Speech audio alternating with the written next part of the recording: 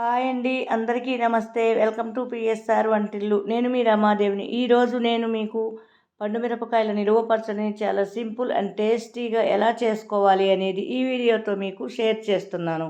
Video ఎక్కడా skip చేయకుండా last వరకు చూసారంటే ప్రతి ఒక్కరూ చాలా ఈజీగా చేసుకోగలుగుతారు. ఇప్పుడు ప్రాసెస్ ఎలాగో చూద్దాం. ఇక్కడ నేను పచ్చడి కోసం అరకిలో పండు మిరపకాయలను తీసుకున్నాను. ఇవి తీసుకునేటప్పుడు గట్టిగా ఉండేలాగా చూసుకొని తీసుకోవాలి. నేను ఇక్కడ హైబ్రిడ్ మిరపకాయలను తీసుకున్నాను. నాటుకాయలు దొరకలేదు. దొరికితే రెండు హాఫ్లు తీసుకుంటే చాలా బాగుంటుంది. ఇప్పుడు ఈ మిరపకాయల్లోకి వాటర్ని యాడ్ చేసుకోవాలి. తొడిమెలు ఉన్నప్పుడే మిరపకాయలని వాష్ చేసుకోవాలి. వీటిని నీట్గా వాష్ చేసుకోవాలి. తొడిమెలు తీసిన తర్వాత అయితే వాటర్ పోతుంది కాయల లోపలికి. ఇప్పుడు ఈ కాయలన్నీ వాష్ చేసి ఒక చిల్లుల గిన్నెలోకి యాడ్ చేసుకోవాలి. ఇలా యాడ్ చేసుకున్నందువల్ల ఎక్సెస్ వాటర్ అంతా పోతుంది. ఇప్పుడు వీటిని ఒక్కొక్క కాయ తీసుకొని పొడి క్లాత్తో తుడిచి తొడిమెన తీసి వేసుకోవాలి. ఈ విధంగా కాయలన్నీ రెడీ చేసుకున్న తర్వాత ఒక పావు గంట సేపు ఫ్యాన్ కింద ఉంచినట్లయితే పూర్తిగా తడి ఆరిపోతుంది. ఇప్పుడు వీటిని చిన్న ముక్కలుగా కట్ చేసి ఒక బౌల్లోకి తీసుకొని రెడీ చేసి ఉంచుకోవాలి. నేను ఆ విధంగా రెడీ చేశాను. ఇప్పుడు దానిలోకి 1 టీ గ్లాసు కల్లు ఉప్పుని యాడ్ చేసుకోవాలి. ఇది తూకం ప్రకారం 125 గ్రాములు. మనం తీసుకున్న అరకిలో మిర్చికి ఈ ఉప్పు సరిపోతుంది. 1 స్పూన్ పసుపుని యాడ్ చేసుకోవాలి. అలాగే అరకిలో పండు మిర్చికి 125 గ్రాముల చింతపండు తీసుకోవాలి. ఇది గింజలు ఈనెలు తీసివేసి రెమ్మలుగా ఈ విధంగా రెడీ చేసి ఉంచుకోవాలి. ఇప్పుడు ఈ చింతపండును కూడా మనం తీసుకున్న మిర్చిలోకి యాడ్ చేసుకోవాలి. ఈ మొత్తం టాస్ చేసుకున్నట్లయితే ఉప్పు, పసుపు, చింతపండు అంతా పండుమిర్చి ముక్కల్లోకి బాగా కలిసేలాగా కలుస్తుంది.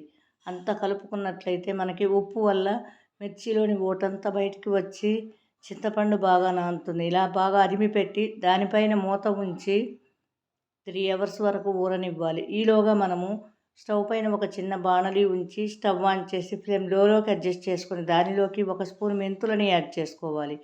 ఈ మెంతులు కలుపుతూ కొంచెం సేపు ఫ్రై అవ్వనివ్వాలి.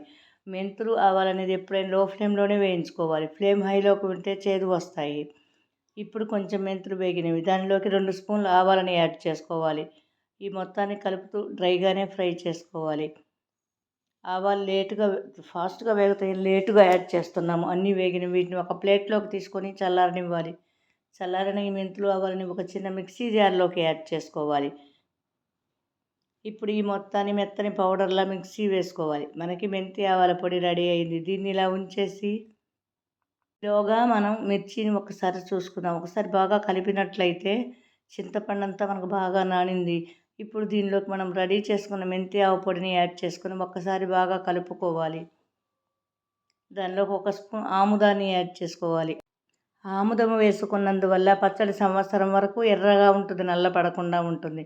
ఆముదము అనేది ఆప్షనల్ మాత్రమే. ఇప్పుడు ఇదంతా కలుపుకొని ఒకసారి బాగా కలిసిన తర్వాత తడి లేని పొడి మిక్సీ జార్లోకి పట్టిన వరకు యాడ్ చేసుకోవాలి. నేను ఇక్కడ కొంచెం కాబట్టి మిక్సీలో వేస్తున్నాను. ఎక్కువ తీసుకునే వాళ్ళైతే గ్రైండర్లో వేసుకోవచ్చు. నాకు ఈ ముక్కలు మొత్తం పట్టినవి ఒకేసారి మిక్సీలోకి. ఈ మొత్తాన్ని మెత్తగా మిక్సీ వేసుకోవాలి.